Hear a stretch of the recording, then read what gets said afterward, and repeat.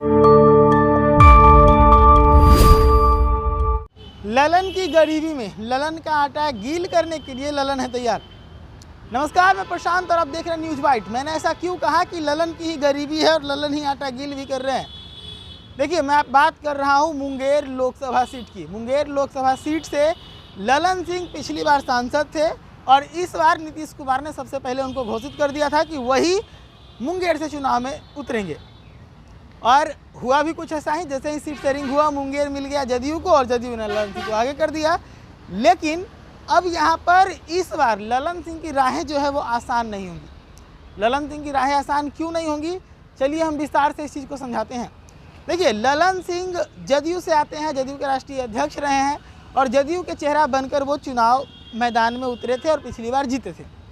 लेकिन इस बार ललन सिंह दोबारा जब चुनाव के मैदान में उतरे हैं तो उनके सहयोगी गठबंधन पार्टी में जो नेता हैं, दूसरे ललन जो कि विधायकी का चुनाव पहले लड़ा करते थे, उन्होंने ताल ठोक दिया पार्टी से बगावत करके। हम विस्तार से इस कहानी को समझेंगे, लेकिन ताल ठोकने के बाद ललन सिंह क्या कह रहे हैं जरा सुनिए। मुंगेर क्षेत्र की जनता का स्वाभिमान और सम्मान के लिए हमने भी सोचा है कि इस बार लोकसभा में, विधानसभा बहुत बार लड़ लिए, इस बार लोकसभा लड़ने का इच्छा है। तो ललन सिंह, जो बड़े ललन सिंह है, सांसद है, कैसे चुनौती दीजिएगा? चुनौती कोई नेता देता है, जनता देता है, कार्यकर्ता देता है और जनता देगा। आप पहले से भाजपा में हैं और फिर निर्दलीय चुनाव लड़िएगा, तो भाजपा से बगावत करके चुनाव लड़ रहे हैं क्या? भाजपा से बगावत करके नहीं चुनाव लड़ रहे हैं। आदरणीय नरेंद्र मोदी जी का सम्मान के लिए लोग मोदी जी के नाम पर, अमित शाह के नाम पर वोट लेते हैं और नेताओं पर ही उंगली उठाते हैं। तो हमने मोदी जी के नाम पर अपने आप को शहीद करने का विचार किया है। इंडिया गठबंधन से भी बाहुबली की पत्नी चुनाव मैदान में है, तो किस तरह से आपके लिए चुनौती रहेगा चुनाव लड़ना? चुनाव में चुनौती क्या है? चुनौती नहीं है, जनता के बीच जाना है, जनता को अपना पक्ष रखना है और जनता का जो इच्छा होगा, जनता का विचार होगा, उस पर निर्णय लिया जाएगा। तो सुना आपने किस प्रकार से ललन सिंह ने ताल ठोक दिया है और ताल ठोक कर साफ तौर पे कह दिया है कि मोदी जी के नाम पर लोग वोट लेते हैं और मोदी जी को ही कोसते हैं। मैं अपने आप को मोदी जी के नाम पर कुर्बान कर दूंगा। अब देखिए, इसमें होगा क्या। ललन सिंह का जो कोर वोट है वो जदयू को लेकर है और बीजेपी का बहुत सारा वोट जो है वो ललन सिंह को मिलता है, जो उनका जीत आसान कर देता है।